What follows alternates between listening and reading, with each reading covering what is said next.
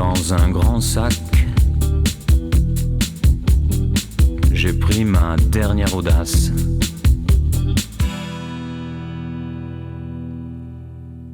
Je suis tombé amoureux de l'Aubrac à partir de l'an 2000 et j'ai décidé de mettre en valeur le travail des éleveurs. Et ça m'a amené à réaliser une série de reportages dans différentes étables sur les 3 départements.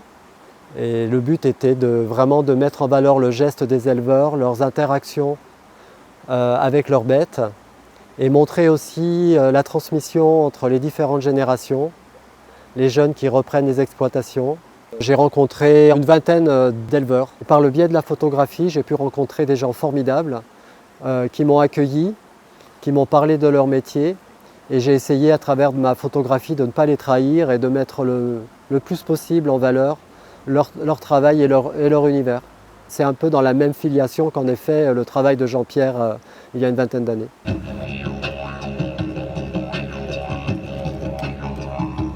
Alors la première étape du collodion humide, c'est d'étendre justement le collodion sur la plaque. Donc là, c'est une plaque d'aluminium qui est peinte en noir, une plaque de métal. Et je vais verser donc une émulsion qui est composée de collodion. Le collodion, c'est une nitrocellulose, donc du coton qui est dissous dans de l'alcool et de l'éther. C'est quelque chose d'assez sirupeux auquel on a ajouté des sels, des iodures et des bromures qui vont eux-mêmes créer ce qu'on appelle des halogénieurs d'argent, c'est-à-dire des sels sensibles à la lumière. Et on va récupérer le surplus. Je vais la laisser en fait quelques secondes afin qu'elle puisse prendre en masse, c'est-à-dire qu'elle puisse se coller à la plaque. Voilà. Et puis je vais aller dans le labo la plonger dans une cuve qui contient donc le bain de sensibilisation. Donc le bain de sensibilisation, c'est de l'eau et de nitrate d'argent. Et les sels qui sont contenus dans le collodion vont se fixer aux sels d'argent. Donc les iodures de potassium vont devenir des iodures d'argent, les bromures de potassium des bromures d'argent, donc des sels sensibles à la lumière. Et pendant 3 minutes, en fait, donc, le collodion qui est lui-même qui contient des sels va devenir sensible à la lumière, c'est-à-dire qu'il va devenir blanchâtre, prêt à recueillir la lumière. Alors c'est un procédé qui est né officiellement en 1851 et qui a un peu bousculé la photographie à l'époque. D'une part parce que c'est un procédé assez rapide. Aujourd'hui on se dirait à plusieurs secondes de pause, mais à l'époque c'était quand même assez efficace. Et surtout c'est un procédé qu'on peut pratiquer alors sur plaque de fer, mais ça c'est pas le gros de l'utilisation de l'époque. Le gros de l'utilisation de l'époque c'est sur plaque de verre pour pouvoir faire des négatifs qui après peuvent être tirés en positif sur des principes de papier salé ou papier aluminé. Et en fait le fait qu'il ait cette capacité à pouvoir créer des négatifs sur une surface qui est bien transparente, bien lisse, va donner des négatifs d'une grande netteté et donc des positifs aussi d'une grande netteté. Et donc c'est une technique qui a permis quand même en 1850 évidemment à la photographie de faire un bond techniquement. Donc, au bout de 3 minutes, la plaque normalement est sensibilisée, elle est bien blanche. Donc je vais la sortir, égoutter un peu. Et puis je vais récupérer la plaque pour pouvoir nettoyer les bords avant de la mettre dans le châssis. Je vais l'emmener dans le châssis.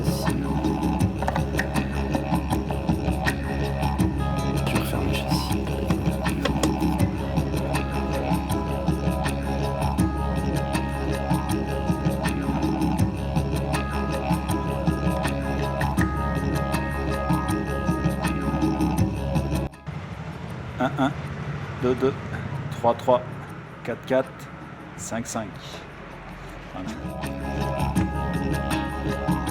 Donc là, en fait, ce que je vais faire, c'est que je vais prendre la plaque et je vais la révéler au-dessus et tu vas voir l'image monter petit à petit.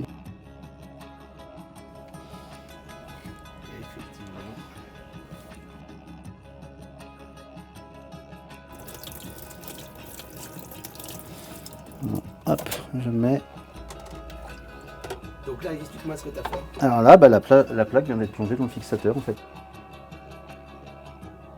Après, on va la rincer dans différents bains d'eau.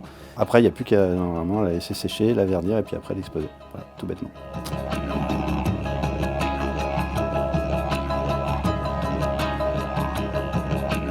Attends, qu'est-ce que tu me dis? Ah, faut que j'aille voir Emelin, là, dans la grange, dans l'étable. Ok, bah j'y vais.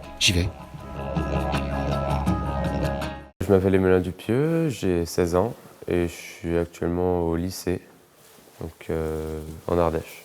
À Photobrac, j'expose une expo intitulée « Rencontres sauvages en bleu, blanc, gris ». Donc le principe, c'est des photos de nature. On peut voir surtout des animaux, des oiseaux, un peu de photos de papillons, de cascades. La plupart des photos ont été prises en Ardèche, donc juste à côté de chez moi. Sauf une ou deux que j'ai pris dans le Jura ou dans le Vercors lors de vacances en été. Ça fait 4 ans que j'ai commencé la photo, lorsque j'avais 12 ans. Je suis venu à la photo en particulier en rencontrant un photographe nommé Thomas Delahaye dans les Alpes, qui nous a montré pas mal de techniques photo et je pense que ça m'a bien donné envie de me lancer dans la photo. Pour l'instant, c'est une passion. J'aimerais beaucoup en faire mon métier, bien que ce soit très difficile. Donc, je vais continuer les études et on verra ensuite ce que ça peut donner.